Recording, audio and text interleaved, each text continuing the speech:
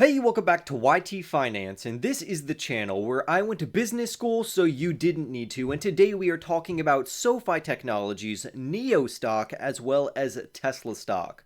We'll be analyzing 3 new stock market updates and 3 articles pertaining to each of these companies. The first article is titled, 3 Fintech Stocks to Buy Amid the Banking Blowout, and clearly Sofi Technologies will be one of those stocks. After that, we'll be going over the latest news updates for NIO Stock, and despite their past struggles, I want to double down on my prediction regarding how the first half of the year is going to be very detrimental and negative for NIO. However, the later half of the year for quarter 3 and quarter 4 are going to be absolutely phenomenal, meaning that investors could see a huge increase in their overall share values. Lastly, we'll end it talking about Tesla's delivery numbers, what this means for their future projections. We'll talk a little bit about the Cybertruck deliveries and how all of this news is going to positively impact their overall share price. So for more news updates on NIO Stock, Tesla, as well as Sofi Technologies, don't forget to go and annihilate that like button right now. Comment your thoughts down below. Subscribe if you are new. And without further ado, let's jump right into today's stories.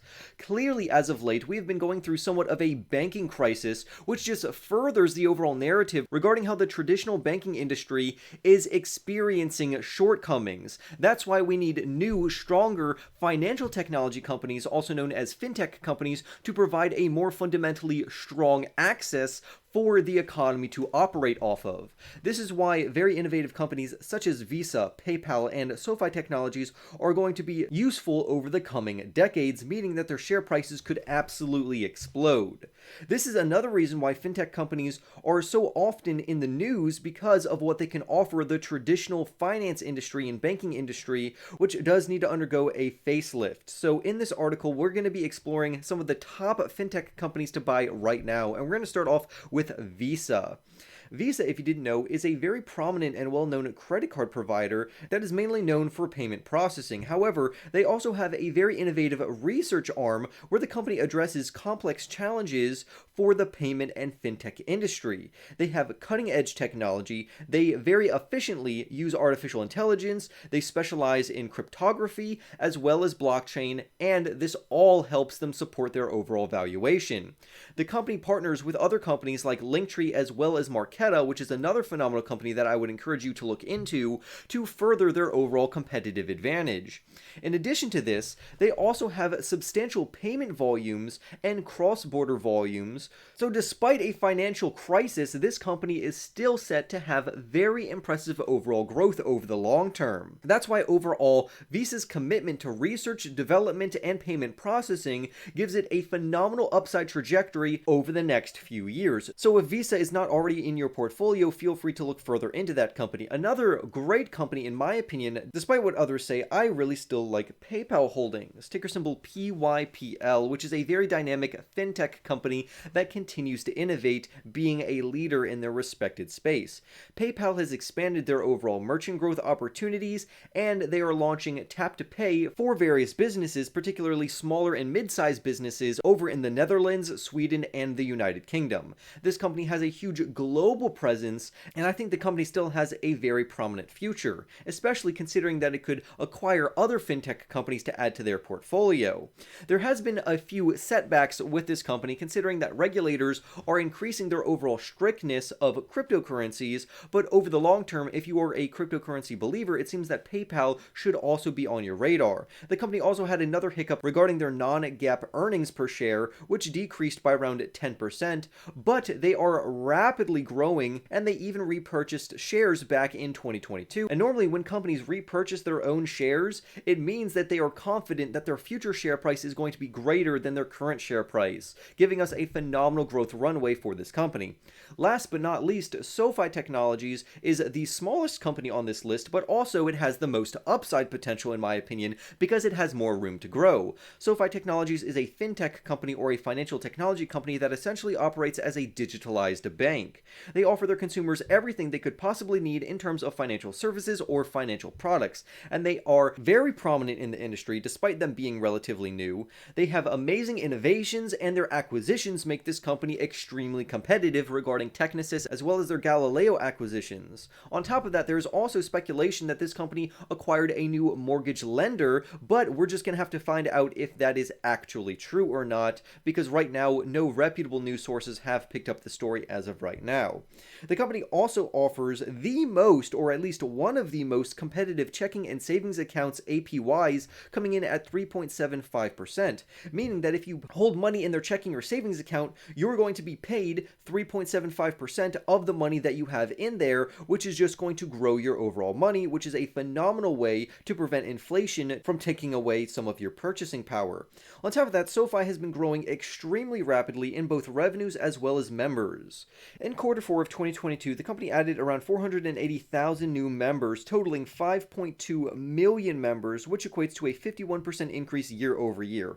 On top of that, the company also offers FDIC insurance coverage for people's money, which they have deposited into SoFi Technologies of around $2 million per account.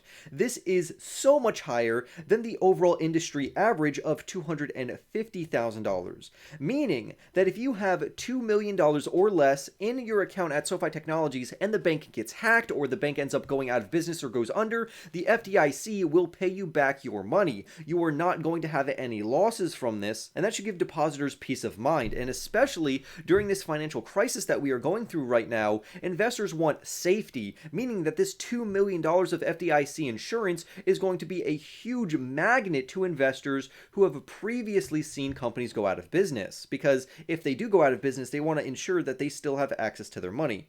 Overall, SoFi is extremely innovative. They're growing very rapidly. They're acquiring new companies, and their growth trajectory is phenomenal over the long term, so always feel free to do your own research and look into SoFi Technologies. I myself only have around a 4% allocation to this company because I don't want to overexpose myself to any singular risky growth company, but it seems that over the next decade, this company could have phenomenal upside potential.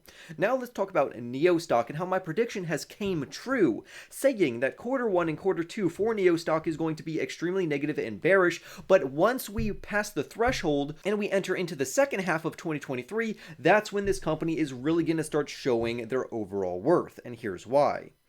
If you've seen the NIO share price, you know that it's been quite volatile, considering that NIO posted their March delivery numbers for their electric vehicles coming in at around 10.38 thousand, which would result in a total of 31.04 thousand electric vehicles being sold for quarter 1.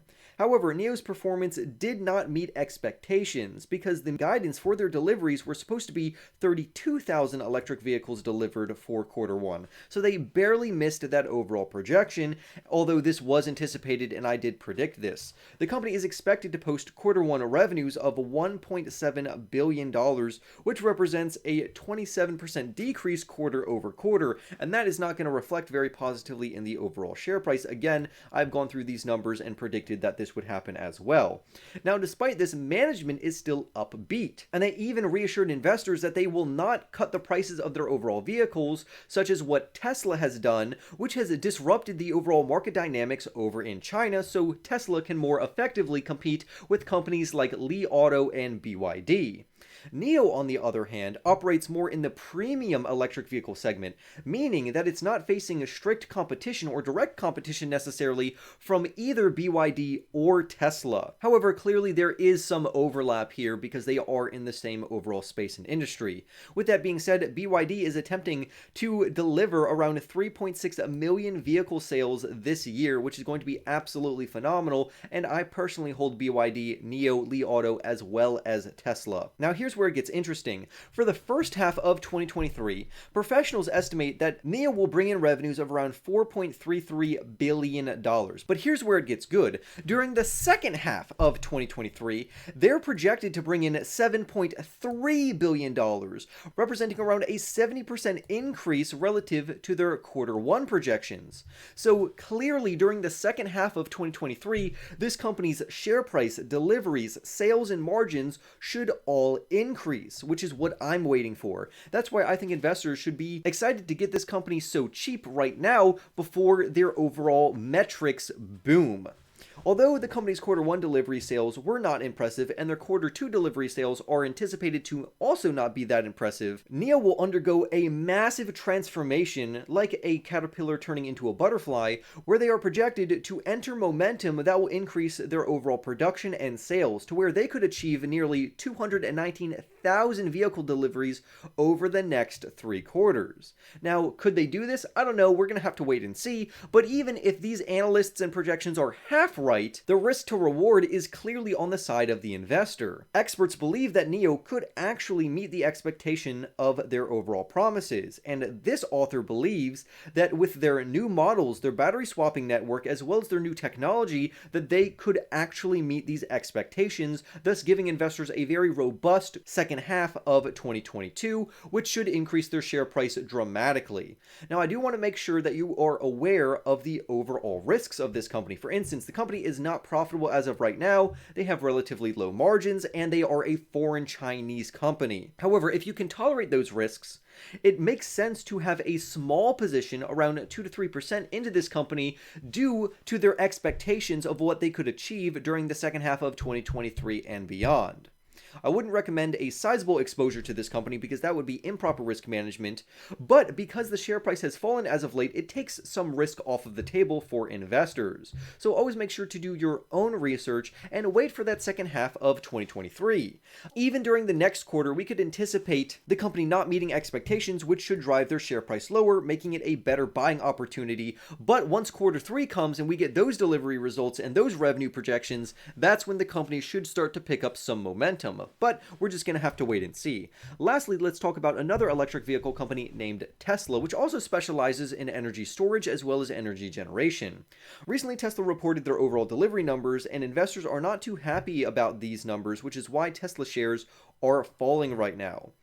Tesla, which is an electric vehicle maker, delivered around 422,875 electric vehicles to their customers for the first 3 months of the year, meaning that in the first quarter of 2023, they had a decent quarter, because this would equate to around a 4% increase compared to the fourth quarter of 2022. And this is despite Tesla's price cuts, which is why many investors believed that this should have actually been a higher delivery number, because if Tesla's vehicles are cheaper, they should have sold more vehicles. For instance, their Model Y was cut by around 20%, giving potential buyers a phenomenal discount, and their most expensive vehicles were discounted by thousands of dollars. Tesla continues to outpace other automakers globally, however, it is facing stiff competition from BYD. Now, despite this, a professional from Deepwater Asset Management commented and said that Tesla's deliveries were in line with consensus numbers, but it was a disappointment relative to some of the whisper numbers. They will have to pick up the pace for deliveries for the rest of the year. Essentially, what this professional is saying to us, that although Tesla met expectations from professionals, investors wanted higher delivery numbers, and that's not what they got.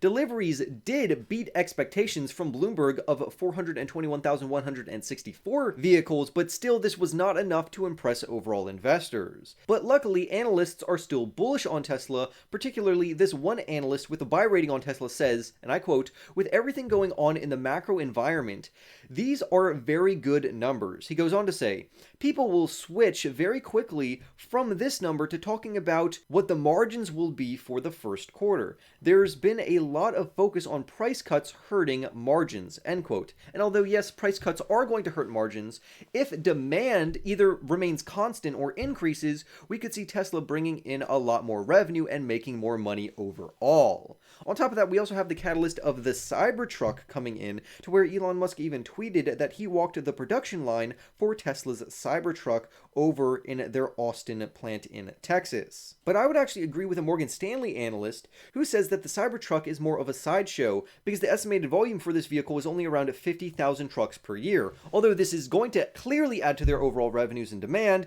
it's not going to be a huge difference. But nonetheless, I am excited for the Cybertruck. I think Tesla is doing exactly what was estimated, even though investors wanted a little bit more. And I think over the long term, this is going to be a phenomenal company to hold in your portfolio. So with that being said, I would love to hear your thoughts down below on Tesla, NIO, as well as Sofi Technologies. Which of these companies do you own? Which companies do you want me to report more on? And I would love for you to go and annihilate that like button right now for more videos just like this one. Subscribe if you are new, and I'll see you in the next YT video.